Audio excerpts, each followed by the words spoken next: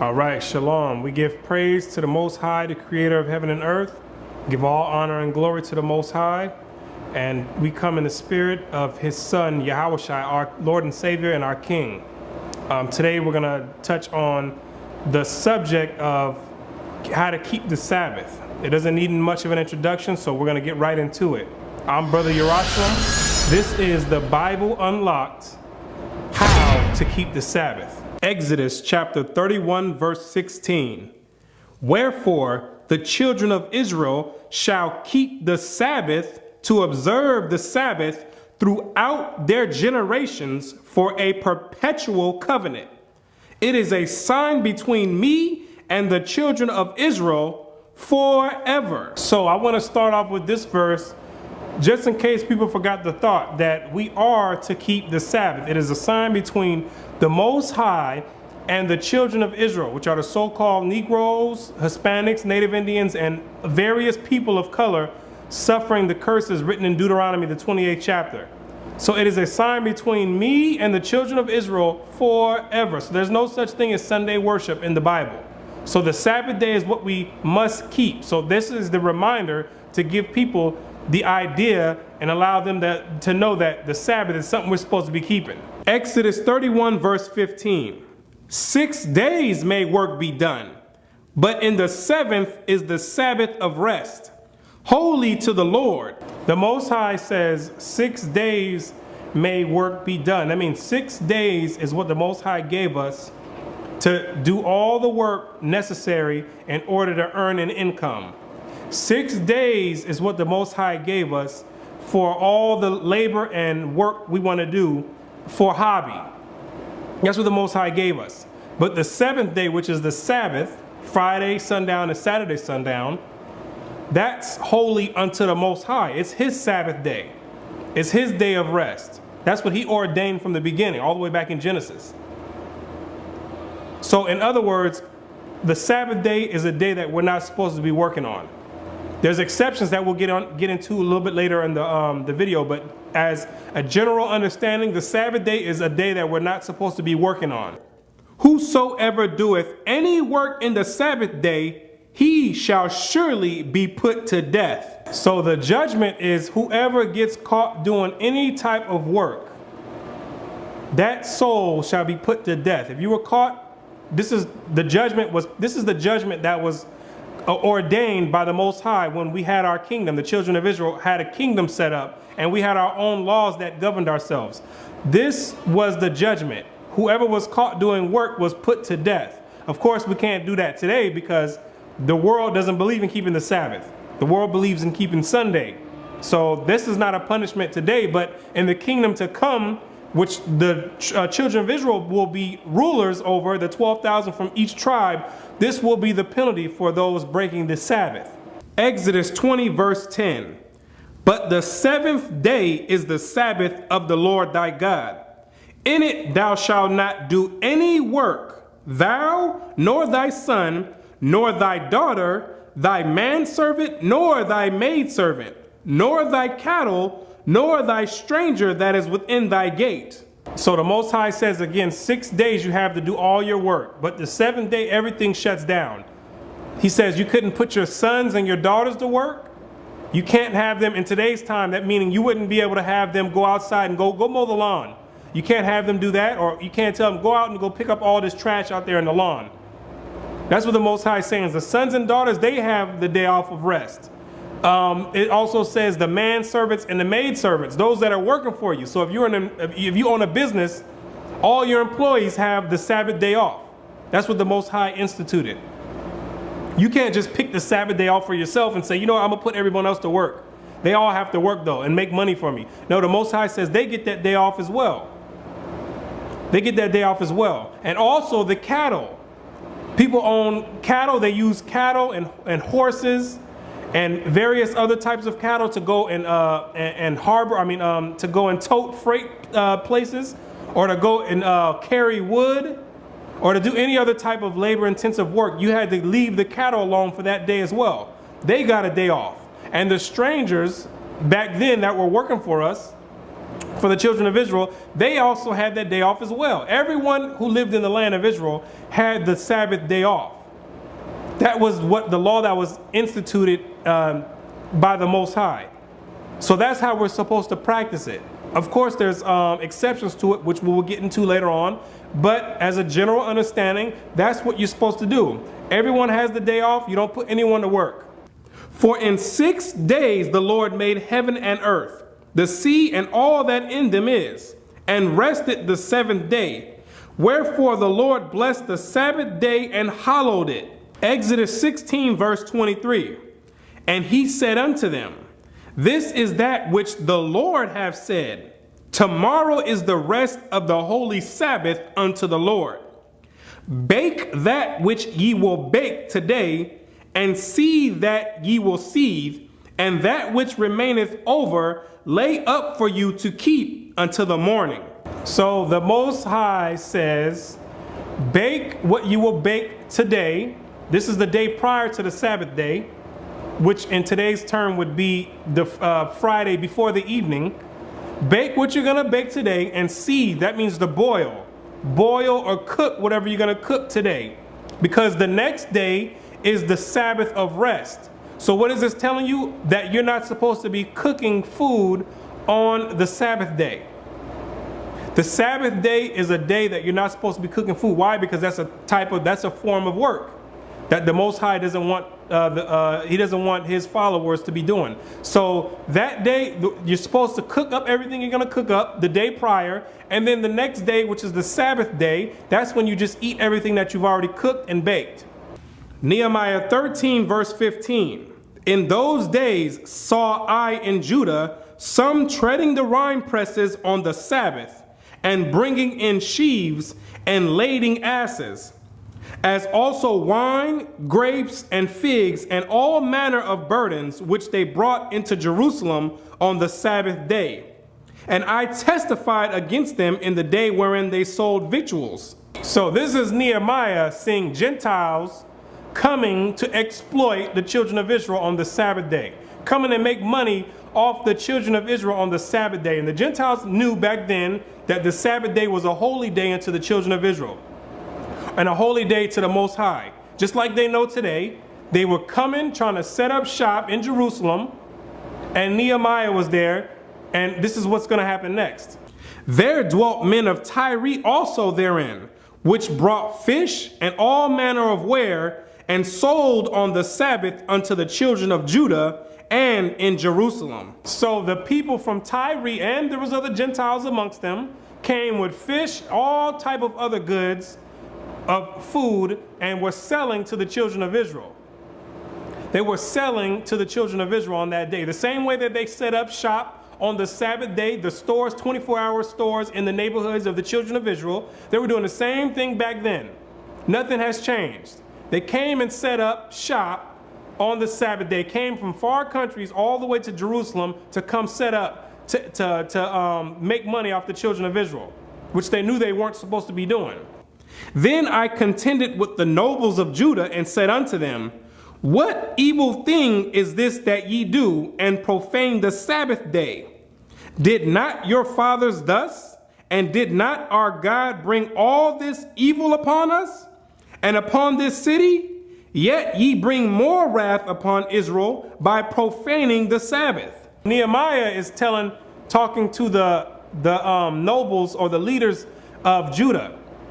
And he's asking them, what are you doing? Letting these people come in here and sell and profane the Sabbath day, letting you know that buying and selling is something that is prohibited on the Sabbath day. We're not supposed to be buying and selling things on the Sabbath day.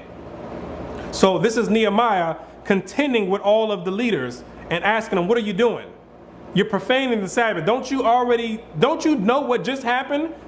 And the evil that the Most High brought to the children of Israel because we were profaning the Sabbath in times past? Because at this time we had just came back into the land and we were getting the land built up again. And Nehemiah's like, what, don't you get the hint on the Most High just had us in slavery? And now you're doing the same thing that got us put in slavery. And now you're profaning the Sabbath, continuing the cycle. And it came to pass that when the gates of Jerusalem began to dark before the Sabbath, I commanded that the gates should be shut, and charged that they should not be opened till after the Sabbath. And some of my servants set I at the gates, that there should no burden be brought in on the Sabbath day. So Nehemiah came up with a plan. He says, the gate coming into Jerusalem, I'm going to have that shut so these Gentiles and other people don't come in here selling foods and other goods to the children of Israel. So his plan that he devised was to close the gate so no one can enter into the city. So the merchants and sellers of all kind of ware lodged without Jerusalem once or twice. So the Gentiles were coming with the gate closed, waiting outside of the gate.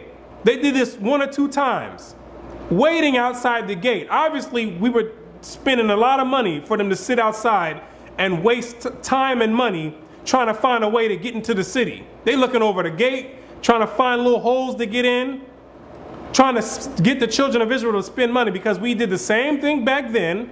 We spent money the same way you get money today. You get your check on Friday, Saturday the whole check is gone. The money was that good that the Gentiles came and needed to get a piece of that action. They needed to come and get that money. Obviously the money was that good if they stood outside the gate waiting to get the children of Israel to purchase the good. Obviously we were spending money the same way we spend today.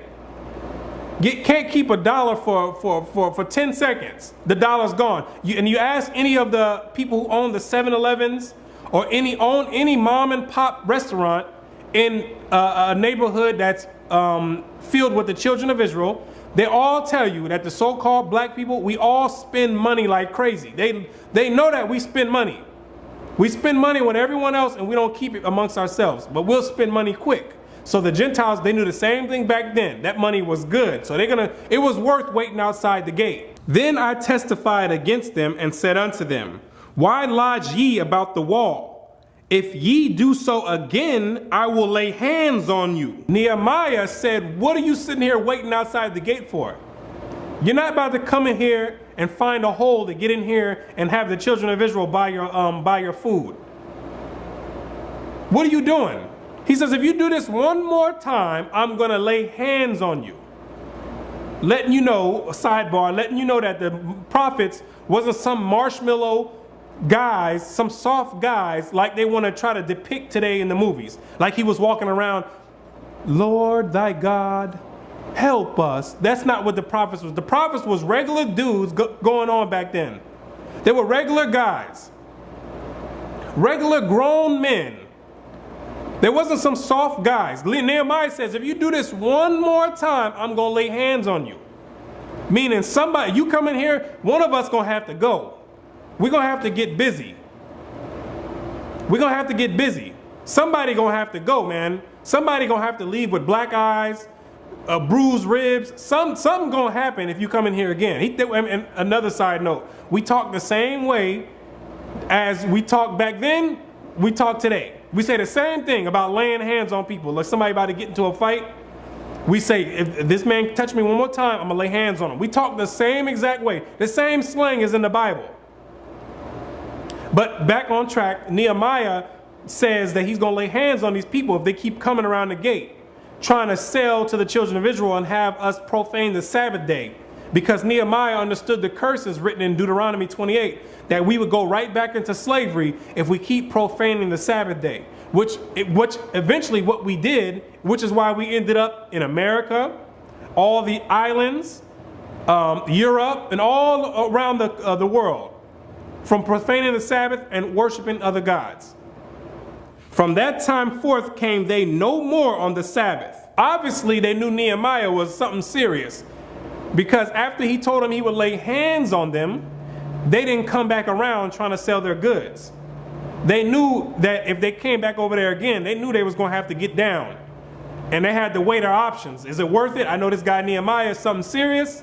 Him and the rest of his servants, I know they something serious. So we got to weigh the options. Is it worth going back over there and getting busy and getting down? Because Nehemiah wasn't playing no games, man. Nehemiah said, you come over here again, he laying hands on you.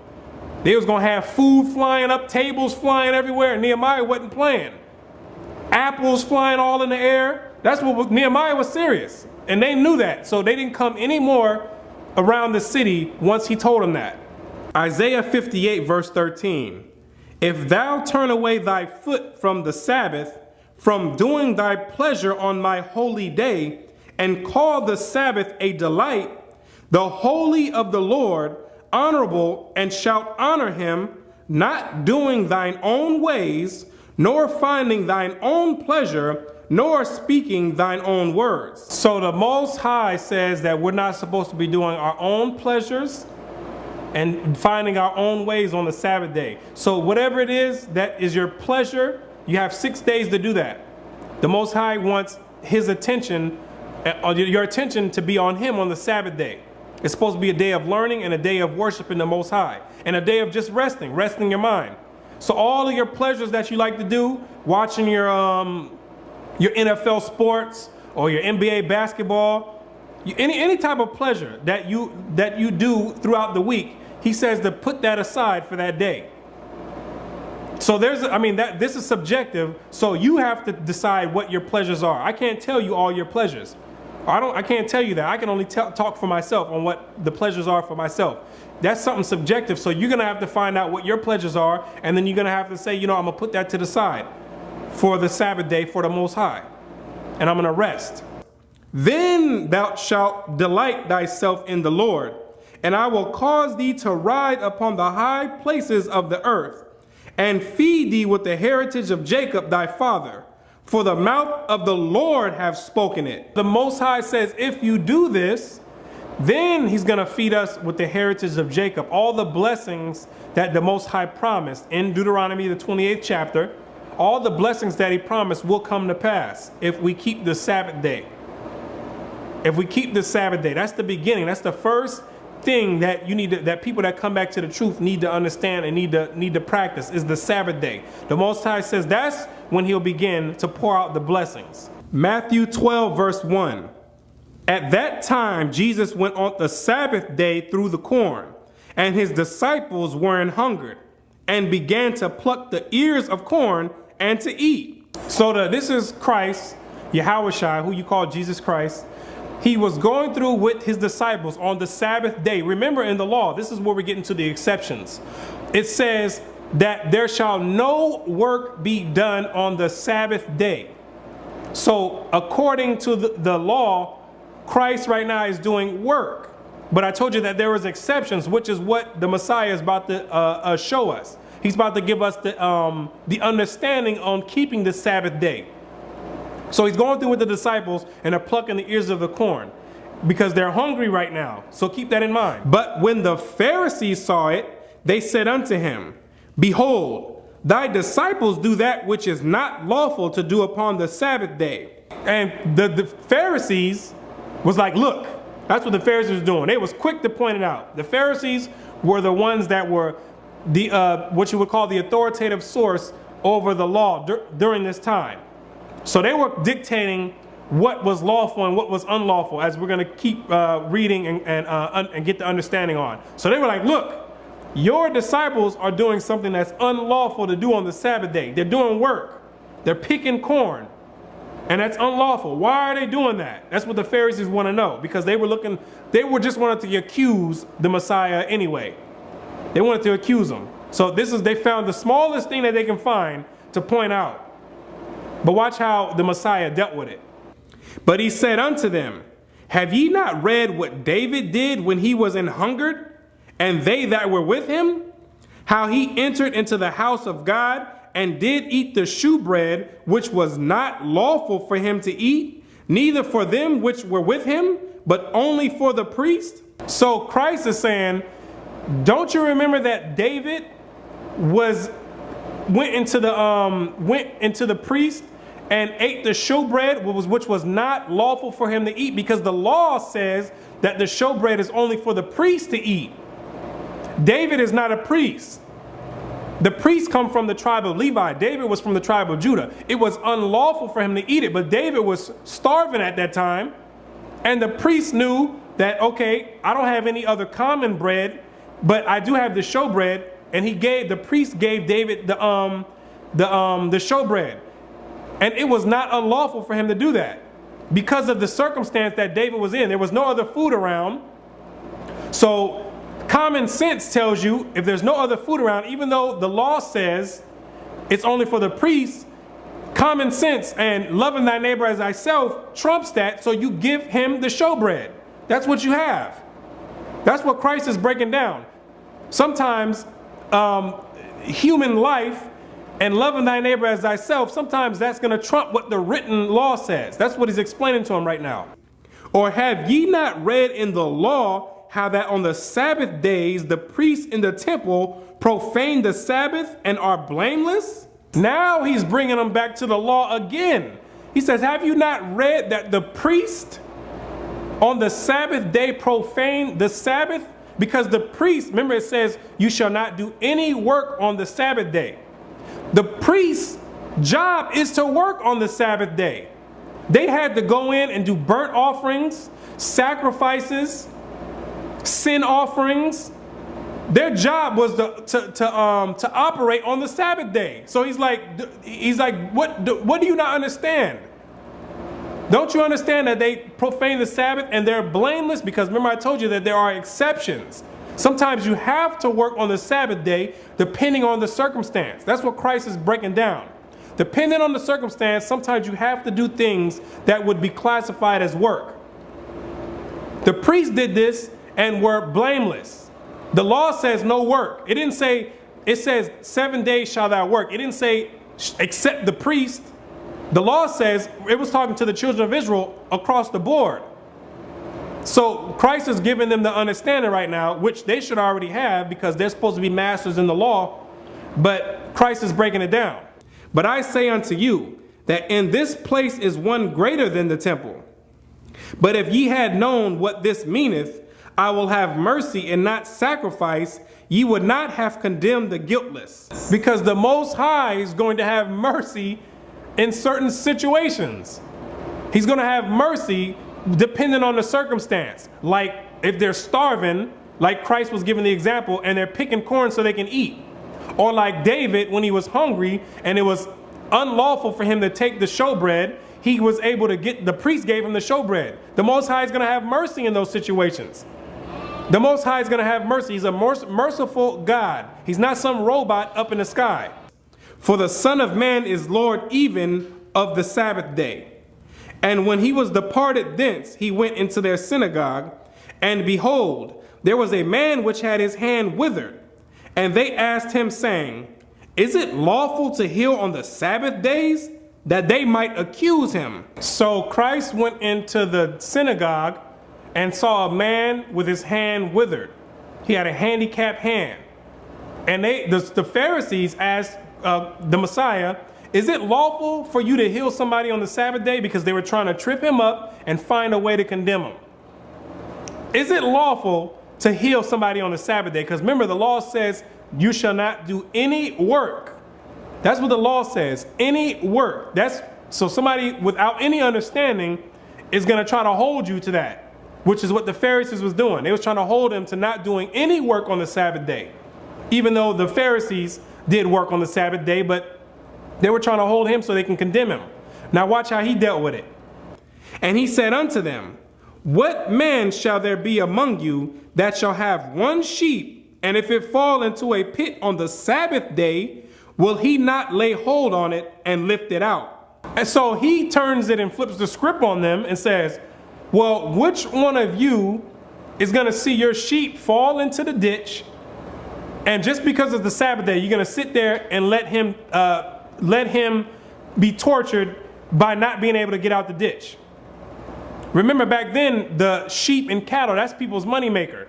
So it's like, which one are you going to let your money stay in the ditch and run the risk of it dying? And sheep, they're herd animals. So when the sheep is in the ditch, it's going to be sitting there yelling. It's going to be suffering. It's going to be sitting there yelling because it's by itself. And it's going to be suffering. So it says, which one of you are going to sit there and watch the sheep do that? Which one of you Pharisees? Which one of you Pharisees are going to do that?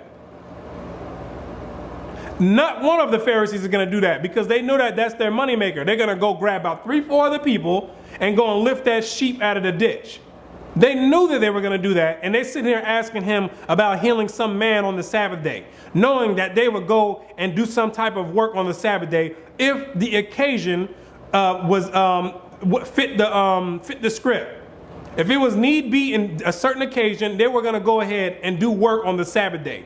Just like if your kid fell and hurt his or her knee, you're going to go bandage the kid up. You're not going to sit there and say, it's the Sabbath day, so I'm going to sit there and let you bleed out. This is the understanding that Christ had to bring to the Pharisees, which the Pharisees are supposed to be these masters of the law in Old Testament. They should be able to know this, but they're so busy trying to condemn and oppress people, he had to break it down to them. How much then is a man better than a sheep? How much more is helping a person better than helping one of them sheep that you would have grabbed about 10, 11 people to go grab out of the ditch? Do I really have to break that down to you, is what he's saying? That a person is more valuable than a sheep? That if the man is suffering and he's in pain, it shouldn't be no problem with me healing that person, whether it be the Sabbath day or any other day. It shouldn't be a problem. I shouldn't be getting harassed, especially when you're the same person that would go pull up a sheep out of the ditch. So there are exceptions to keeping the Sabbath day, is what Christ is showing people. Man is not supposed to be a slave to the Sabbath day, is what he's saying. Because in the scripture in Mark, he says that the Sabbath was made for man. Man was not made for the Sabbath. So you're not a slave to the Sabbath. There are some exceptions, is what he's telling you. And that's for the viewers out there as well. There are exceptions to the Sabbath day. You're not going to sit there and watch somebody's health be jeopardized, and you're going to sit there and sit back because you're going to say, you know what, it's the Sabbath day, I'm not supposed to do any work. That's unlawful. That's unlawful to do that. Wherefore, it is lawful to do well on the Sabbath day. So the conclusion is, it is lawful to do well on the Sabbath day.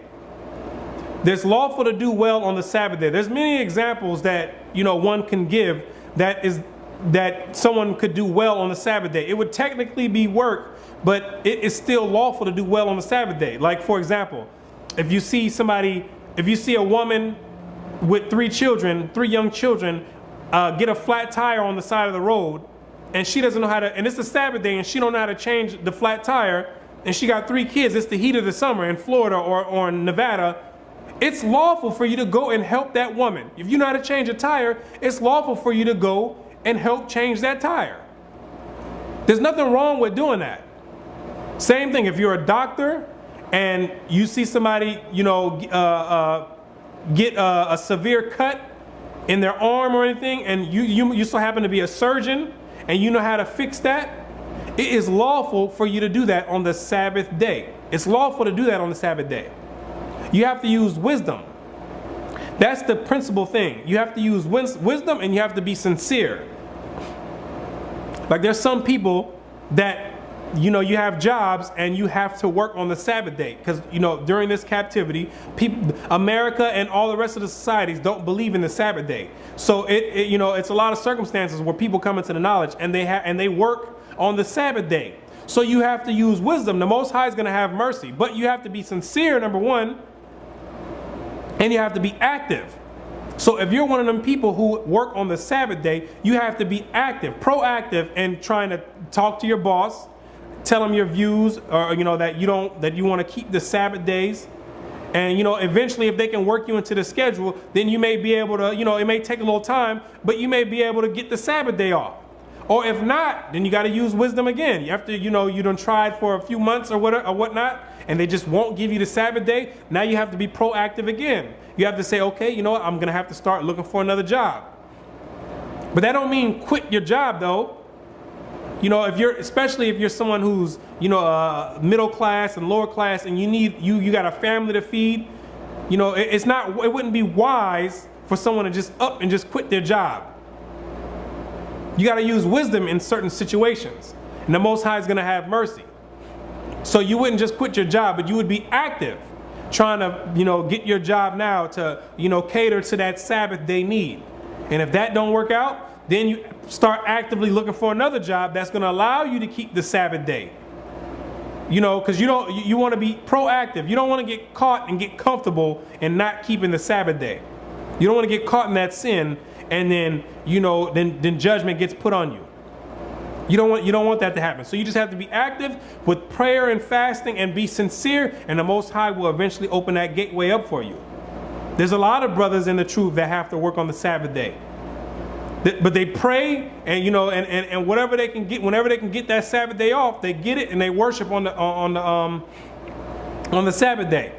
It's just the price that comes with the hundreds and thousands of years of not worshiping the Most High the way He told us. Now we're stuck in this last captivity, in this last situation, and now it's almost impossible to get the Sabbath day off because America, I'm specifically talking about America, they've designed it where Friday and Saturday, that's the money-making days. Those are the money-making days. Friday and Saturday is when everybody's busy. So they've designed it that way. So now they need more employers or employees to work on those days to fulfill that supply and demand. So everything is working against you in today's society on trying to get the Sabbath day off. And then come Sunday, the streets are quiet. You can hear birds chirping. You can hear crickets, making noises. You can hear all type of things, man. Snakes slither in the grass. It's so quiet on Sunday because they done took that day and made the day of rest to be Sunday, which is Satan's day, or worshiping of the sun. So it's hard in this captivity to exercise the Sabbath. And then there's still some professions where you may be needed on the Sabbath day. Like for instance, if you're some type of specialty surgeon or specialty doctor, and maybe you might be the only one at your job that knows how to perform this certain surgery, and it just so happened to be on the Sabbath day where somebody comes in and needs that life or death, surgery. You might have to do that. It's lawful to do well on the Sabbath day. That's the whole point behind it. You keep the Sabbath day. The Sabbath day is a day of rest. So you take that rest as much as possible. That day of rest and a day of worship. You take that rest. But other than that, if something pops up, like for instance, I give an example for myself. I give a perfect example for myself where, I had to go do work, what you would call. Well, I give an example right now. I'm doing work. It's the Sabbath day right now, and technically I'm doing work. By making this video, this is work. It takes work to do this. I don't just sit back and cross my fingers and all of a sudden the videos get made. It's a Sabbath day right now and I'm doing work. But it's a good deed that I'm doing, and it's not something that's just benefiting myself. It's something that's benefiting the people. It's something that's benefiting the people. So it's lawful for me to do this work right now on the Sabbath day. There's many brothers that teach the word on the Sabbath day. It's lawful to do that type of work. And another example, I have on my farm, I have sheep. The last 5 sheep that had babies, they all had babies on the Sabbath day. Every single last one of them had babies on the Sabbath day or a high holy day. Each one of them. And when you have newborn sheep, you have to go out there, and somebody who's a farmer, you would go out there and the nipples of the mother sheep, you have to squeeze it to ensure that the milk is coming out, because a lot of times the newborn babies, they don't have enough power in their jaws to suck and break the air pocket that's in the nipple. So you have to break it for them. Otherwise, it'll look like they're sucking on the nipple, but no milk is coming out because their jaw is not strong enough. So you have to ensure that the nipple is producing milk and the baby is able to consume that milk. But that's work though. It's work. Is it unlawful? No, it's not unlawful. It's not something that I just planned, like let me wait till the Sabbath day to make the baby, be born from the sheep. No, that's just the way it happens. That's just the way it happens. The Most High is going to have mercy. He'd rather have mercy. He's going to have mercy over sacrifice. So we have to use wisdom when it comes to keeping the Sabbath day. But in conclusion, a Sabbath day is a day of rest, a day of no work, a holy convocation where you get together with believers and you go over the scriptures. And it's a day that you worship the Most High. No buying and selling. You don't do your own pleasures. You try to keep it holy to the best of your ability. And may the Most High bless you, those that come back and keep the Sabbath day. Isaiah 56 verse 2. Blessed is the man that doeth this, and the son of man that layeth hold on it, that keepeth the Sabbath from polluting it, and keepeth his hand from doing any evil. You want to be blessed? According to the Bible, the Most High just told you how to be blessed. Blessed is the man that keepeth the Sabbath from polluting it. Not Sunday worship. Blessed is the man that keepeth the Sabbath. You want blessings? Spiritual blessings? The Most High says blessed is that man that keeps the Sabbath. That man or woman that keeps the Sabbath day. Keeps the Sabbath day holy from polluting it. Not following the ways of Satan and the rest of the world who want to push Sunday worship on you. Blessed is the man and woman who keeps the Sabbath day. That's what the Bible says. That's what the Bible says. So now we've got I hope that you've got a clear understanding on, the general functions on how to keep the Sabbath day. And I hope that you've been edified and that now you're able to the best of your ability, come and worship the Most High on his holy Sabbath day. That you may be blessed, as the scriptures say, and that you may one day inherit the kingdom of God. Because keeping the Sabbath day is something that you're going to deal with for a long time. Forever is what the scriptures say. Forever we're going to be keeping the Sabbath day. So now you rehearse those righteous acts in preparation for the kingdom. Because that's what we all doing now. We all want to make it to the kingdom. So now we're rehearsing the righteous acts that's going to be implemented in the kingdom. They're going to govern the kingdom. The same way they got rules that govern all the rest of society, the laws in the Bible is what's going to govern the kingdom of heaven. We're not going to be living in some lawless society like people want to make you think. There's going to be rules and guidelines that govern the kingdom of heaven. It just so happened to be that the first 5 books written in the Bible is what going to be those laws that govern the kingdom. So we need to come back, keep the Sabbath day. That's the first covenant not the first covenant. That's probably the most important covenant that people coming into this truth need to establish when you come back to the Most High, is keeping the Sabbath, learning how to keep the Sabbath. And with that, brothers and sisters, I say, until next time, shalom.